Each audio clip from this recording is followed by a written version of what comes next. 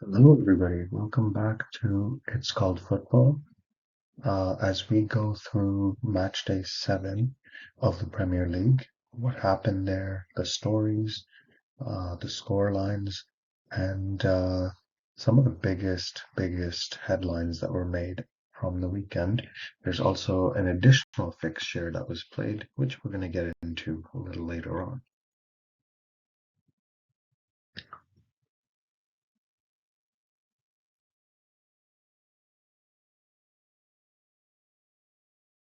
So just a reminder as to some of the fixtures that we saw on Matchday 7. We started off with an early game on Saturday where Aston Villa took on Brighton. If you watched our preview, you knew that both these teams are in the top six. They faced off last season on the last day to try and decide who's actually going to take sixth place for the end of the season. And ultimately, it was Brighton that took sixth place, Aston Villa in seventh, although they did beat Brighton. Um, Bournemouth hosted Arsenal, Everton hosted Luton Town, Crystal Palace travelled to Manchester United, and Burnley travelled to Newcastle. And here's the results that we saw from these games.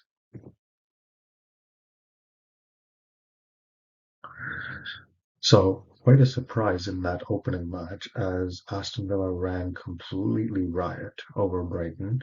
They went 3-0 up in within the first half an hour of the game.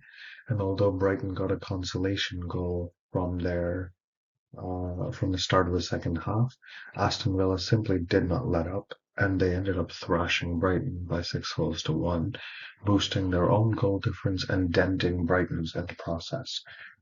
Arsenal, for the first time this season, you could argue, looked like the Arsenal of last season that used to run rampant over most of the clubs in the division as they went to Bournemouth and comfortably won by a score of 4-0 with four different scorers. One of the main headlines was that one of the summer signings, Kai Havertz, got his first goal for the club, albeit through a penalty. Another big story was that Luton Town, newcomers to the Premier League and huge favourites to be relegated again at the end of the season, finally claimed their first victory of the season as they travelled to Everton, always a difficult place to try and get any kind of a result. And somehow Luton Town managed to do it. They actually scored both of their goals before Everton got their one back. Another huge headline was Manchester United, who had beaten Crystal Palace 3-0 this time last week in the League Cup, now faced a different Crystal Palace side, obviously rotated to have their first choice players. United did the same, and somehow Crystal Palace is the one that actually emerged victorious, managing to keep United out and scoring the one decisive goal along the way to claim all 3 points.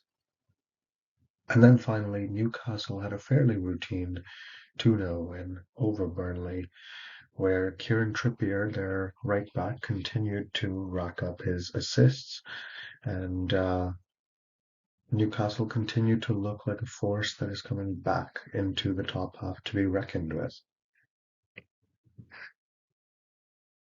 Our other big fixtures included West Ham hosting Sheffield United, Wolves hosting current champions Manchester City. Then the big one on Saturday was Tottenham versus Liverpool. Sunday saw just one match as Nottingham Forest hosted Brentford, and then on Monday we saw the West London derby as Chelsea travelled to Fulham. West Ham United, as you might have expected, West Ham had a fairly routine 2-0 win over Sheffield United. The huge story here was that Wolves, who have not been overly impressive since match day 1 when they faced Manchester United, Wolves somehow emerged with a victory, handing Manchester City their first defeat of this Premier League season. City, who've been perfect so far before this match day, claiming 6 wins from 6, suddenly fell to a shock defeat, although it can Be argued that Wolves were simply more clinical. City did dominate most of the match, but Wolves ended up just taking their chances a little bit better. More on that a little bit later. Another big one was Tottenham Hotspur against Liverpool. There were a lot of things that went down in this match, and we are going to go into it in detail in just a little bit. But Tottenham did manage to continue their unbeaten start to the season with a 2-1 victory, ending Liverpool's unbeaten start. So out of the four unbeaten teams that were there at the start of this match day, which was Manchester City, Arsenal, Tottenham, and Liverpool, probably the two that you would be most surprised to see lose their unbeaten streak are the ones who have been beaten, Manchester City and Liverpool. Ultimately, there was nothing really to separate Brentford and Nottingham Forest as they played out a 1-1 draw, although Nottingham Forest did have a man sent off in the second half. And then Brentford scored their goal to go ahead. Forest then did very well to score their equaliser and come back. And Chelsea finally found what they will hope is the start of some form as they travelled to Fulham and scored two goals in back-to-back minutes to claim all 3 points at a victory at their West London neighbours. Finally, one fixture that we had, which just took place on Tuesday, which is today if you're in North America, and yesterday if you are anywhere further east of North America. We saw Luton Town play Burnley in the match, which was supposed to take place in Matchday 2, and couldn't be played until just now, where there was time in the schedule for them. Given that both these teams were in the relegation zone until very recently, this is a huge fixture to see if one or both could start to create some space between themselves and the bottom three. And Burnley managed to claim their first victory of the season here as they travelled to Luton Town. They scored first, Luton did equalise, and then Burnley scored again almost right away to regain their lead and then hold out for the victory in this rescheduled Matchday 2 game.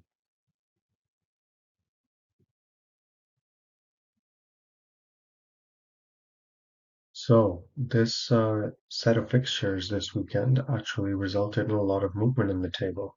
Manchester City, despite their defeat, continued to sit at the top of the table, although now only 1 point ahead of both Tottenham and Arsenal.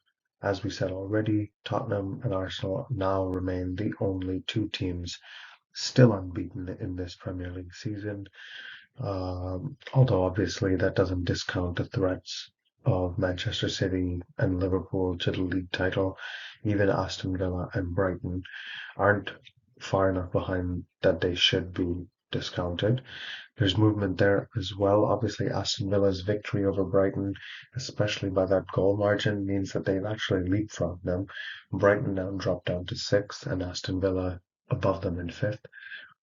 West Ham's movement as well affected, not for any reason that they didn't perform, but just because of other teams and what they did.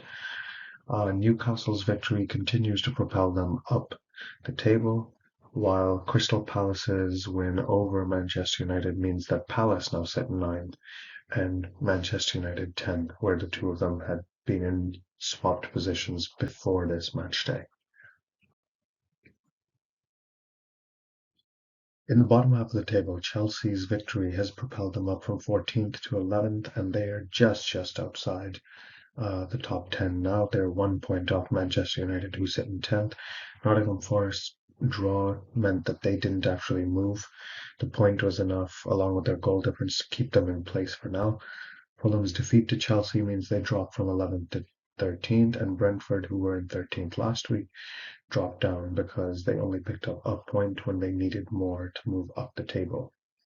Wolves' huge surprise victory over Manchester City has moved them up a little bit in the table, and they have a 3 point gap now on three teams that are below them, which will be a huge boost to them.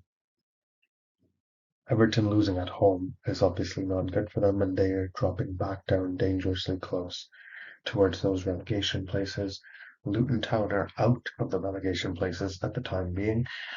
Even though they're tied on points with Everton and Burnley, their goal difference is currently better than Burnley's, which is why they are sitting outside the relegation spots. Burnley are still in those bottom three spots, and Bournemouth, after their heavy defeat at the hands of Arsenal, now find themselves in the bottom three with only 3 points so far this season. And then Sheffield United, with only one draw so far, and six defeats. One of them, obviously, that heavy 8-0 one to Newcastle in matchday 6, is contributing at the moment to them being in the last place of the Premier League at the moment. Obviously, the big thing right now is that because of Luton Town and Burnley playing their rescheduled match, it means that now we have every single team in the Premier League on equal games played, where all of them have played 7 so far.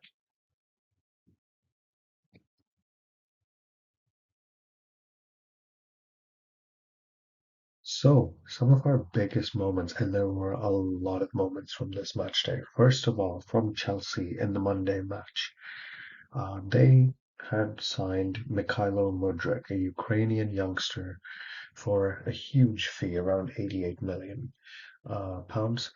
And after his 24th match for Chelsea, he finally has broken his duck and scored his first goal for the Blues. He will be delighted to get that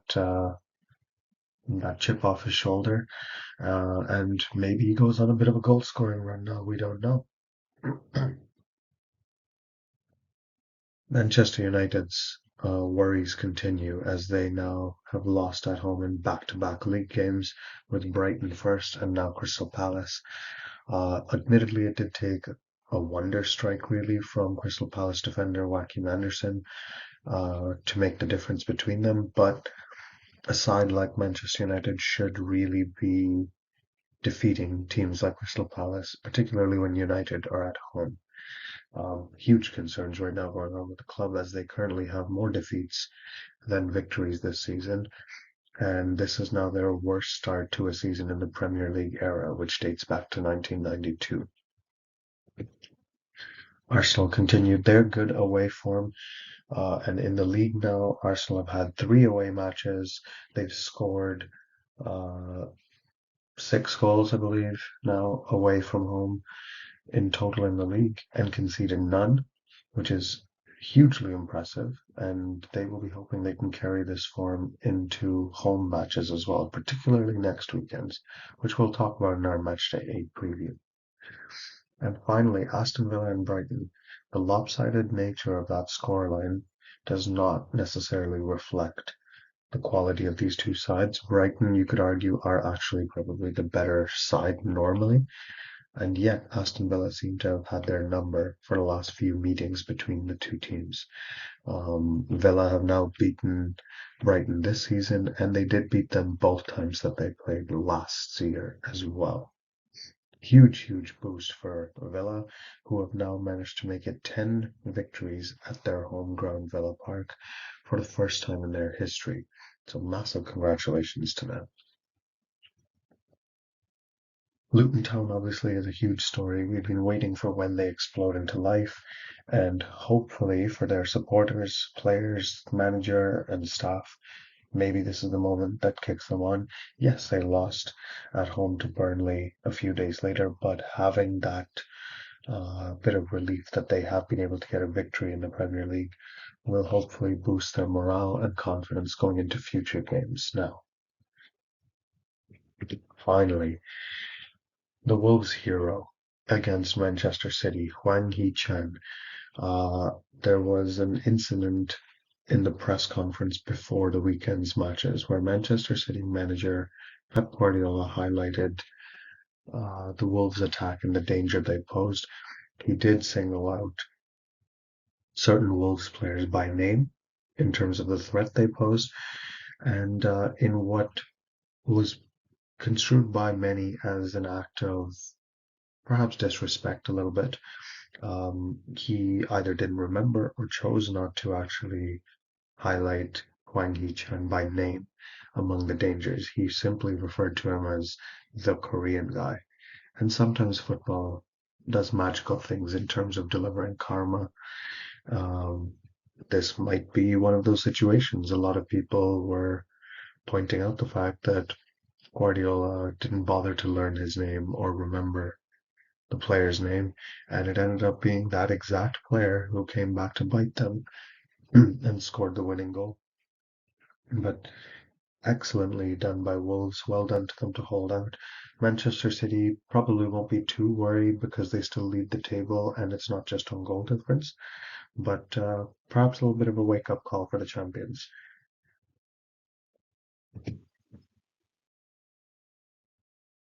Okay, so here we go into the big story from the weekend. Tottenham against Liverpool was a fiery encounter. And we are going to walk you through the timeline of events and then go into some of the stories that took place as well as a result. First things first, Liverpool midfielder Curtis Jones had an incident which was reviewed by the ref going over to the camera uh, when advised by VAR. The incident he was looking at was this one. Now, the picture itself looks bad, but what actually happened if you watched the match or if you're able to see a clip of it is Curtis Jones, the red number 17, went for the ball, his foot rolled over the ball, and then went into the Tottenham player's leg. Now, obviously, looking at it as a still image or in a slow replay will probably make it look worse than it probably was. But in this case, the ref chose to take back the original yellow card he handed out to Curtis Jones and replace it with a red card, putting Liverpool down to 10 men fairly early on. This then was followed up by an even worse mistake. Liverpool scored a goal from this position. Mohamed Salah, who is the lower player that you can see in red near the bottom of this picture, he played a pass through the defense for Luis Diaz, the more open central red player there, who went through on goal and scored. The linesman on the field flagged for offside, and then VAR checked it, and they actually gave it as offside. However, even looking at this image without lines drawn in, you can see that Luis Diaz is not behind the entire Tottenham defense. The one trailing defender's leg actually is playing him fairly comfortably onside, and this decision was obviously a very poor one. The goal was disallowed, it remained disallowed, and Liverpool were furious. Naturally, from that point, Tottenham actually got boosted, and they went ahead and scored with their captain, Heung-min Son, scoring a goal to put Tottenham ahead against Liverpool, not long after the disallowed goal for Luis Diaz. However, Liverpool, to their credit, even though they had only 10 men, they did manage to equalize just before halftime as Dutch starlet Cody Gakpo managed to find space in the box and equalize. He did injure himself in the process and had to be replaced by Liverpool's Portuguese forward Diogo Jota. The drama doesn't end there. Diogo Jota, who came on for Cody Gakpo, in the second half managed to pick up two yellows in the space of 2 minutes, the first of which at least looked quite controversial, as it seemed like the Tottenham player he was judged to have tripped actually tripped over his own feet. However, the yellow stood, and the second yellow was actually a foul, meaning Liverpool were down to 9 men. To their credit, again, they managed to hold on very well for most of the game until, in heartbreaking fashion, an own goal in the last few seconds of the match from Liverpool defender Joel Matip won the match for Tottenham Hotspur. Tottenham obviously won't be complaining. Liverpool have felt extremely hard done by, and the 3 points go to Tottenham in this situation. However, the biggest is that Liverpool did not lie down here. They demanded to see the footage of uh, of the VAR decision that disallowed the early goal for them before Tottenham's opening goal. Uh, the head of the refereeing association in England, the Professional Games Match Officials Limited, or PGMOL, did release a statement immediately after the game, basically acknowledging that there was a significant human error made and that Liverpool should have received a goal, or the disallow decision for offside should have actually been checked and then fixed by VAR. However, they failed to intervene. It's come out only today that Liverpool demanded that the audio conversation between the officials on that day be released, which is actually available to the public, and the link to the Premier League page where you can listen to that audio conversation is going to be in the description for this video. It's quite something to hear, but here's a little taster. What you see there appearing on the top right is just some of the little snippets of conversation that took place between the different officials who actually had the luxury of looking at that incident through cameras and making the call. We will let you go ahead and listen to that audio and make the conclusions for yourself. There have been strong shouts of corruption or just incompetence. We'll let you make the decision for yourself which one of those two it is. But it's not a good look for the Premier League at the moment. This is quite shocking and really poor on their part.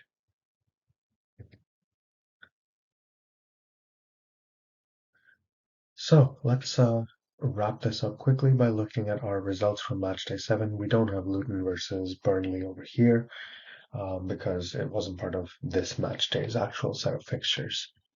Villa and Brighton, obviously, we got horribly wrong, but in fairness to us, I don't think anybody could really have predicted that that game finished in such an uneven way.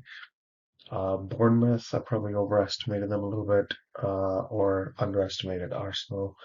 Arsenal were very clinical, very disciplined, and they deserved their victory. Everton's form going into their game against Luton did really suggest on paper that they should win the match, but full credit to Luton for their victory in this game, and hopefully they continue to build on that to survive in the Premier League. Manchester United again, based on last week when they already beat Palace, one might have thought that they would repeat the feat, although Palace's first team would have been expected to score. So, hey, we were half right. Palace did score. Just United need to get their act together. Newcastle, I thought, might make it a little more convincing against Burnley, but 2-0 is still a professional result, and they got the one they wanted. Didn't quite get the scoreline right of West Ham against Sheffield United, but I got the margin right, taking that as half a win at least. Wolves and Man City, I don't think I could have ever predicted that the scoreline happens this way. Man City in their absolutely dominant, rampant form. I don't think many people would have predicted that this would be the game where they would slip up. But again, credit to Wolves. They earned it. Liverpool and Spurs, that is a very difficult fixture to kind of digest right now because you could argue if decisions had been made fairly in Liverpool's favor, which they really should have been, it's very likely Liverpool would have won that game because even with 10 men, they should have gone ahead with the goal that was wrongfully disallowed. But ultimately, the game is what it is. We'll see if somehow it gets to a situation where maybe the fixture is replayed, but I doubt that that will happen. I really thought Brentford would be too strong for Forest, but you know what? They deserve credit for being resilient enough, even with a man down, to hold out for a point. And we don't know how crucial that draw and that point might turn out at the end of the season. Fulham did not look good from what I saw of them against Chelsea, and perhaps I overestimated them a little bit, but maybe was drawing on the fact that they did manage to tie Arsenal a few weeks ago. But Chelsea made light work of them. They were comfortable for most of the game, and yeah, can't really say much more than that.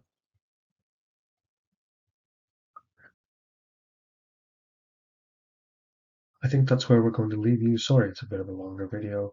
Again, remember if you'd like to listen to the audio discussion between the officials for the controversial moment there in the Tottenham Liverpool match, that link is in our description for this video. And we will see you really soon for the Matchday 8 preview. Just remember, it's called football.